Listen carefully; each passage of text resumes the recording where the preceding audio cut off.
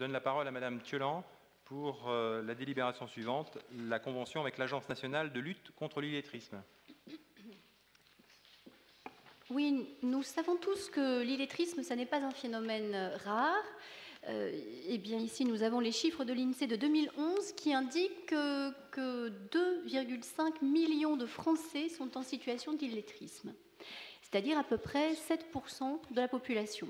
Alors, les chiffres sont en baisse, c'était bien plus auparavant. En 2004, par exemple, on comptait 3 millions, plus de 3 millions de Français dans cette situation.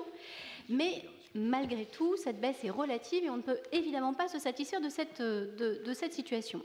Alors, à Cherbourg-Octeville, nous ne partons pas de rien dans ce domaine. La ville de Cherbourg est mobilisée depuis longtemps sur cette question. La maison Olympe de Gouges, notamment, accueille depuis longtemps des associations qui proposent des formations spécifiques aux adultes.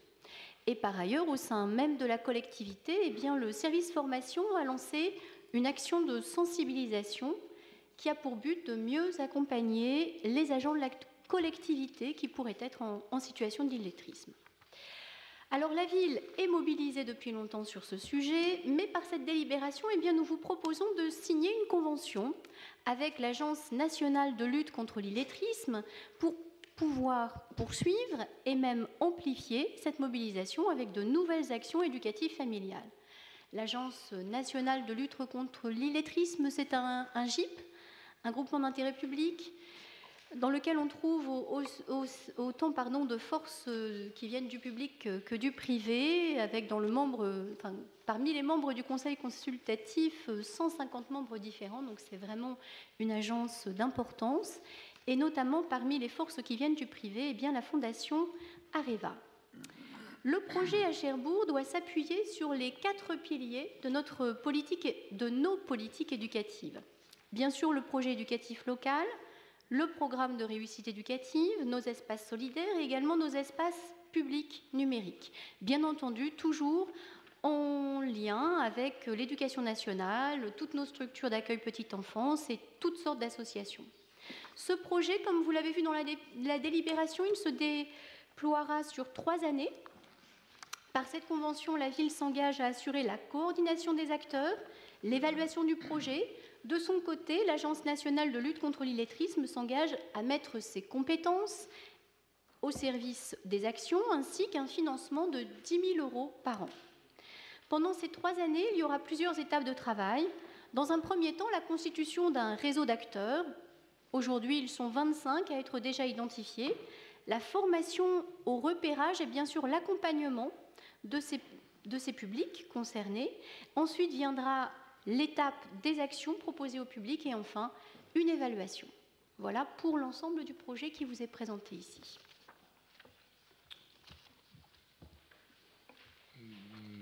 Madame Joly, je vous laisse la parole.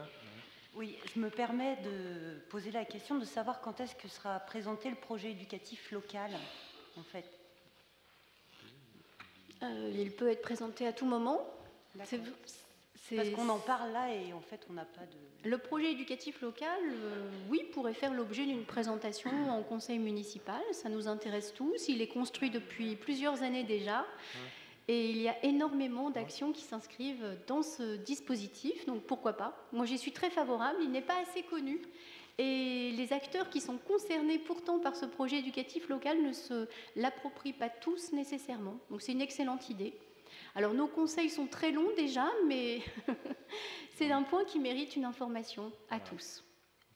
On retient l'idée. Qui vote contre? Qui s'abstient? Donc délibération adoptée à l'unanimité. La délibération suivante concerne donc les espaces publics numériques de Basse-Normandie et un avenant à la convention entre la ville de Cherbourg et la région.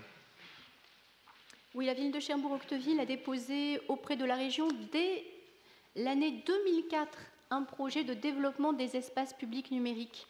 Rapidement, 10 lieux ont été ouverts un peu partout sur le territoire de la ville, ce qui a permis véritablement un maillage remarquable du territoire. Les objectifs, dès le départ, bien sûr, ils étaient, et ils demeurent aujourd'hui d'ailleurs, les mêmes. Les objectifs, c'est réduire la fracture numérique, favoriser l'initiation aux différents usages des techniques d'information et de communication. En 2014, les EPN de Cherbourg ont reçu à peu près 7000 visites pour 12 000 heures d'informatique et plus de 2000 usagers différents. En 2012, la région a lancé un nouvel appel à projet qui portait sur la médiation numérique. Et c'est dans ce cadre que la ville de Cherbourg-Octeville a passé à nouveau convention avec la région, ce qui lui a permis de recevoir des financements pendant ces 3 dernières années. Cette convention présente donc là l'avenant numéro 2 pour un montant de 9 000 €. Qui vote contre? Qui s'abstient? Délibération adoptée à l'unanimité. Merci Madame Thioland.